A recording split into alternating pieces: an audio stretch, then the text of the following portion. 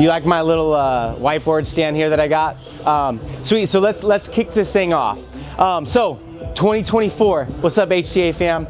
There's a couple different things I want to talk to you about today. And one of those things is New Year's resolutions. I have been seeing a lot of stuff on social media about goals and aspirations for the year of 2024.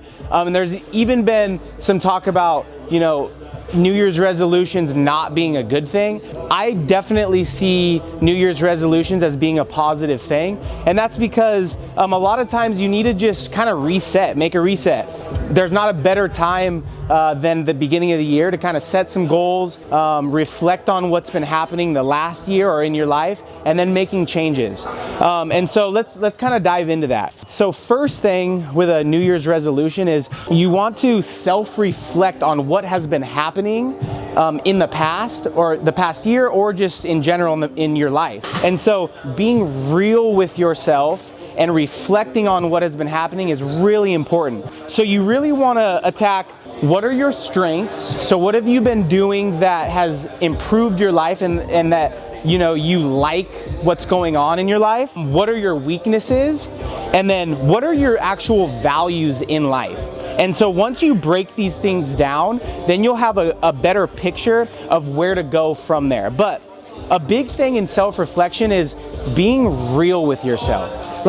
Don't tell yourself that you've been doing really good things when maybe there's a lot of things that you have to change in your life. On top of that, you have to self-reflect and say, okay, what have I been doing that is a positive? And then don't change those, but to make improvements in your life, you have to attack certain things that you are weak in and then go from there. Once you have reflected on what has been happening, then you want to set goals for the next year. And so with goals, you want to set clear expectations and a picture about where you want to go. But these things have to be achievable things that you want to accomplish.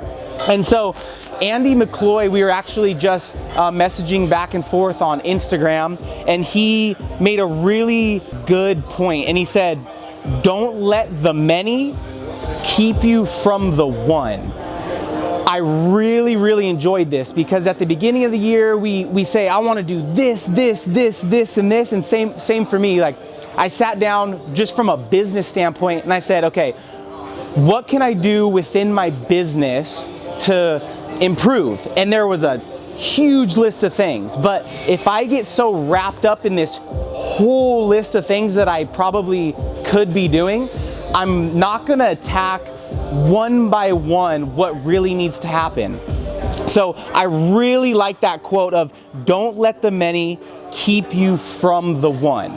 Yes, have a list of all the things you want to improve on, but then don't let that long list muddy the water. You got to pick one thing that you want to improve on and then go from there and just attack your list. Actionable steps. So actionable steps. This is where that quote really comes into play. And in that same text thread from Andy McCloy, he said he likes to tell people, plan for the future, but live in a 90-day world. And that is huge. It's like we have all these dreams and aspirations, but if you don't break it down into, okay, what am I going to do this quarter to improve?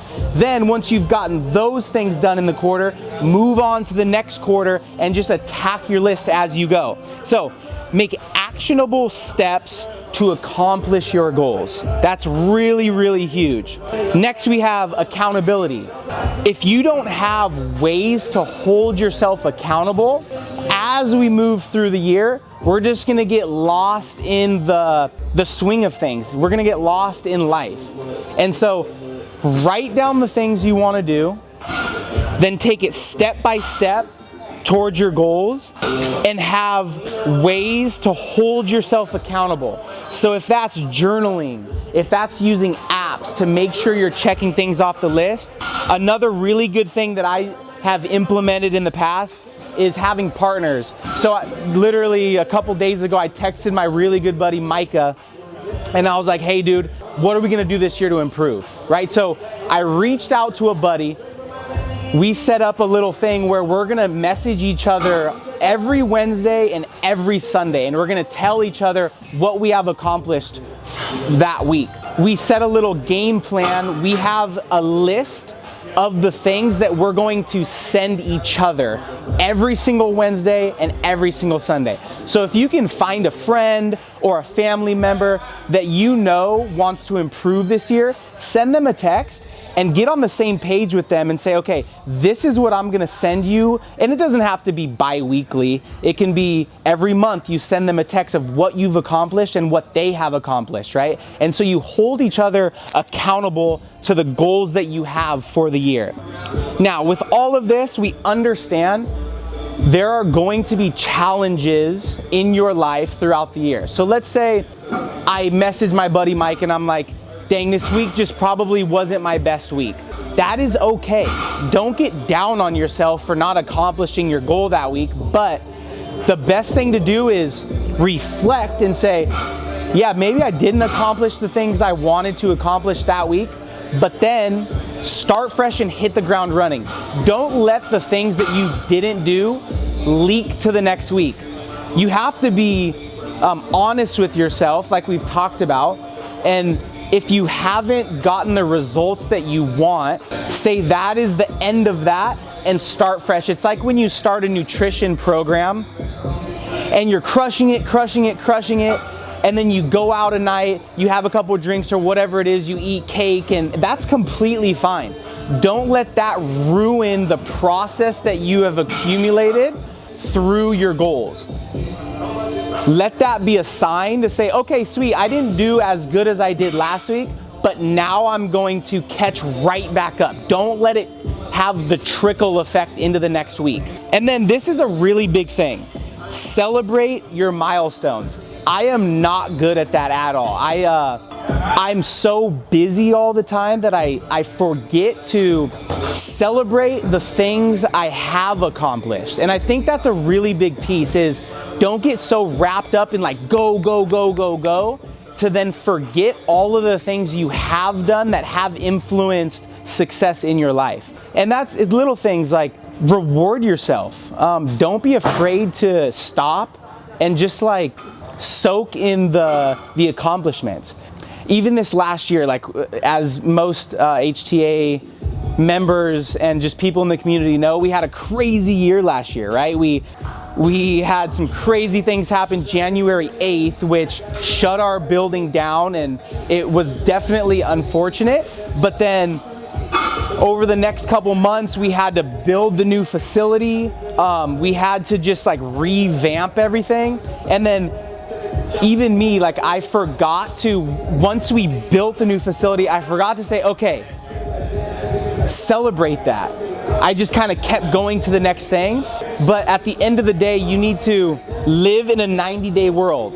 At the end of that 90 days, I accomplished a lot of things, but I forgot to just sit down and like celebrate what I did. And so if you take all of these steps to build a New Year's resolution, I think you're gonna be able to make 2024 one of your biggest years. So I challenge you to take a little bit of time out of your day, sit down and do all of these things and prepare for 2024 so that you can make it one of the best years yet. So follow along with us and we're gonna try to make 2024 the best one ever.